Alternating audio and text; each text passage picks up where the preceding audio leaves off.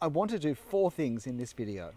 Firstly, I want to give you some tips on how to look at the branches of a tree and to identify useful characteristics of a particular tree that we can bear in mind when we draw. Then I want to look at the wrong way to draw a bare tree, and that's going to contain some very common errors. But then importantly, we're going to look at some techniques for drawing bare trees that I use when I draw, which will overcome all of these shortcomings. And then we're going to draw our example tree and put them all into practice. And I'll post this tree on my community page if you'd like to have a go at drawing it yourself. So let's look now at how we can do it better. So here's the tree we're going to use as an example. As you can see, it's in rather a famous location next to Notre Dame Cathedral in Paris. But I firstly want to give just a few ideas of things to consider before we put pen to paper that will help us make our tree look like a particular tree and not some sort of generic every tree looks a bit like this tree, because that will only weaken our drawing in the end. Most importantly is the tree's basic branch structures. Different tree types have branches that form and hang in different ways. And this is also affected whether the tree has been pruned lightly, pruned heavily, pruned regularly, or never pruned at all. But when we look at this tree, we can see that some of these branches are quite long and straight, and then they have a great burst of branches from a particular point. And that's what often happens when a tree has been pruned. And so what we're seeing here and here and here is not the tree's natural growth pattern, but it's a very common pattern for trees in city areas. And so it's good to capture that. Also have spots like this, where the branch curves in certain ways.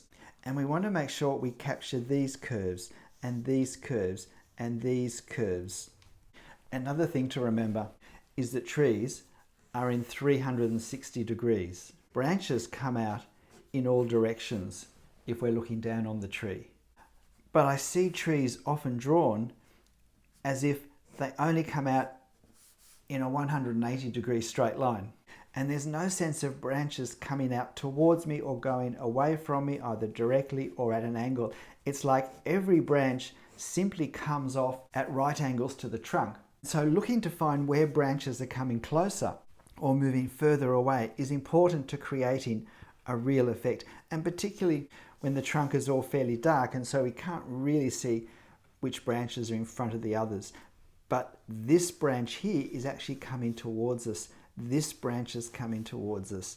This branch is coming more towards us than this branch is. This branch is going right away from us and ends up hiding itself as it moves in the exact opposite direction. The other thing to consider is sometimes, even if we want to draw the tree accurately, it's best to make some adjustments just so that it looks better. And I mean in a situation particularly like this, here we actually have 2 branches that this angle means we don't see the gap between them. And it gives the effect of a very fat branch when in fact we should be looking at 2 thinner branches. And so I'm going to try and draw a bit of a V shape between them. Let's have a look at the wrong way to draw trees, but a very common way of drawing trees. And that's people draw the trunk and then they draw the branches.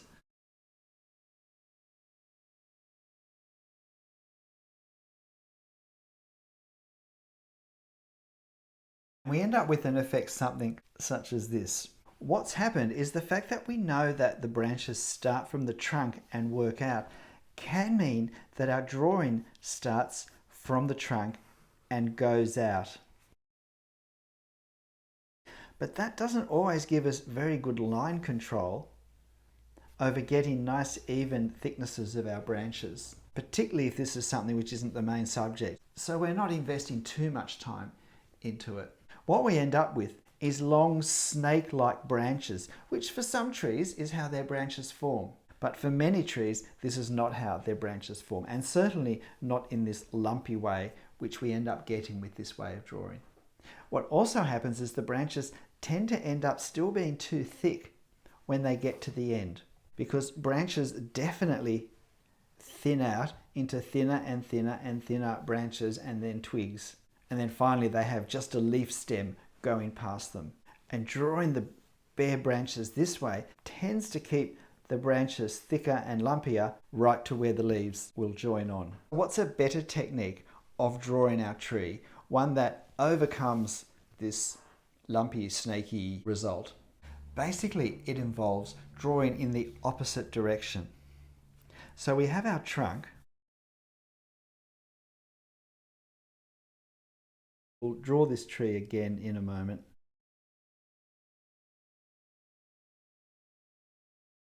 But it involves drawing, if you like, from in space back to where this part of the branch will join the branch below it. And by doing this, I found it's much easier to keep an accurate thickness for our branch.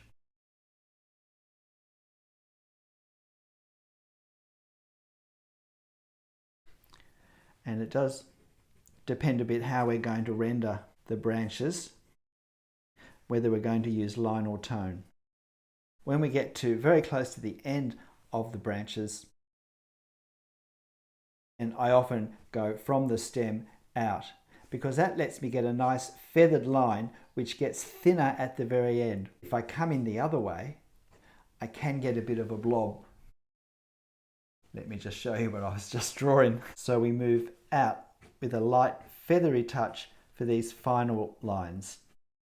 If I start at the end and come back down, then I can end up with a little blob on the end. The other thing is to have a good look to see exactly how these twigs come off our branches. Without thinking, I've actually drawn how a gum tree branches at the end, because they're the trees I mostly draw here. But if I look at some of these branches, I can actually see that these little branches tend to still come off the main one. And so this is much more the effect we get than this. And so this is the importance of paying attention to the particular tree we're drawing. The final technique tip I want to add before we start to draw our tree is to be very careful to randomize our line work, because trees do grow in a somewhat random pattern, and so we'll have areas where there's a greater concentration of line work, and then we'll have areas that are relatively open to the sky. If we're not careful, the longer we draw the detail in, the more we will tend to fill in these open areas, and we'll lose that wonderful sense of detail and space. So let's start to draw our tree. So I'm going to start with this main trunk here. I'm not going to agonize over the proportions, but I do want to approximately capture most of them. This branch comes off from here, so I don't want the line to go straight down there or there, so I will allow for that.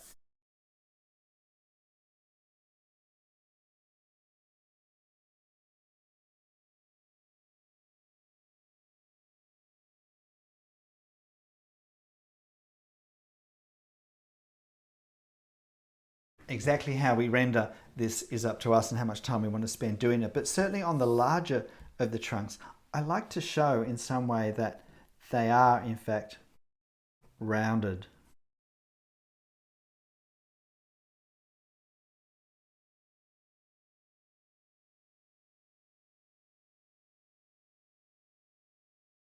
I find that by adding a sense of the roundness of the branches early on in the drawing, it just helps me keep a sense of this being a tree as well. And so by going to the end and moving in, it helps us control where our branches are. So now we have the major bones of the skeleton of the tree. And now it's time to go to some of these spots now where the tree has been pruned in the past, and we have a fan of much smaller branches going out.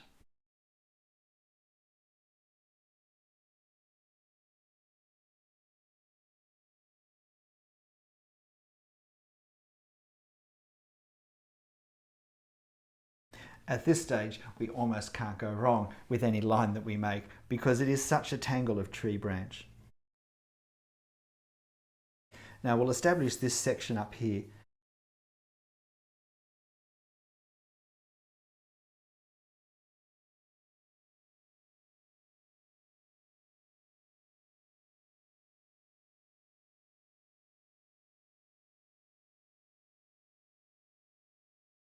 So capturing this sense of a starburst of branches where we've had pruning take place is quite important to capturing the feel of the branching of the tree.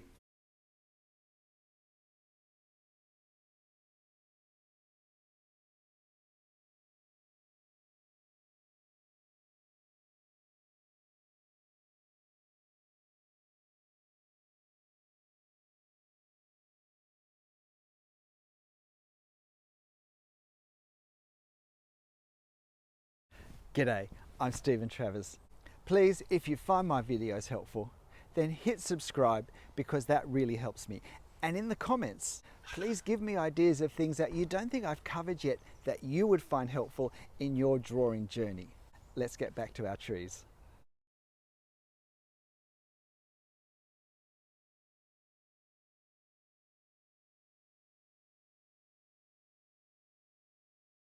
How much do we have to draw? Well, as much as we want to draw for the effect that we want to create for the relative importance of the bare tree in our scene. If I were drawing this entire picture, then this tree is actually the focal point visually. And it will be Notre Dame that I would be drawing with very light suggestive marks to make it look as though it's sitting well behind in the distance. When there's a massive fine lines like this, one technique I like to try is to switch to a lighter pen. So I've been using a 0.5mm pen so far. I'm going to switch to a 0.3mm pen because it's tempting to leave the tree looking like this because it clearly is a bare tree at this point and it does have a sense of being a real credible tree. But by not putting the mass of finer branches on, in effect we make this a smaller tree, because we're assuming that these are the very end branches. In fact, the very end branches where the leaves appear with a tree of this size on this scale are very small. So small, they're almost like a grey shading in some point. So how do we do that without getting too caught up in thousands of little lines? I like to do this by starting to do something like this, and exactly how I do it depends on the tree. As you can see, I'm not being exact to make sure that each one of these actually connects with the branch because I'm going for the effect.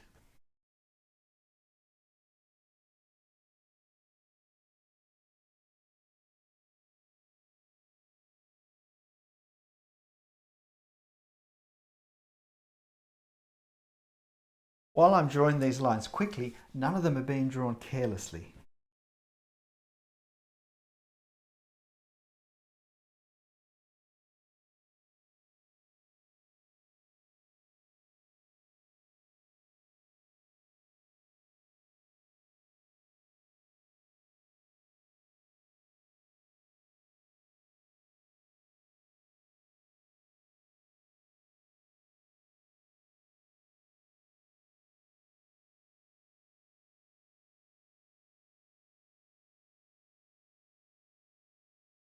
Once we've started to cover a fair bit of our tree in this way, we can look at where we want to really increase this sense of almost like a grey fuzz effect. And to do this, we can really just start to crosshatch, but still with a light branch-like effect. And this is exactly what I mean when I often talk in my videos about drawing the effect of what we see, not drawing the exactness of what we see.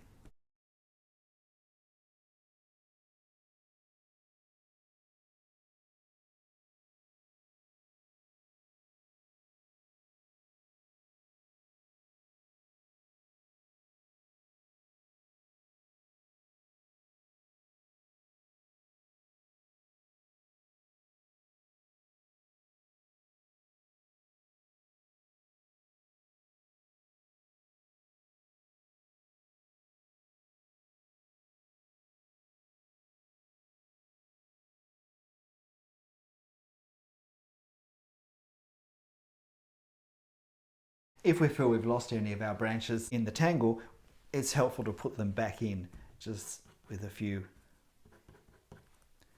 deliberate strokes. And here's our finished tree. How do you think it looks? A nice bare branch tree in a Paris winter. Why not have a go yourself with this same tree? You'll find the reference on my community page. Drawing bare trees. Have fun.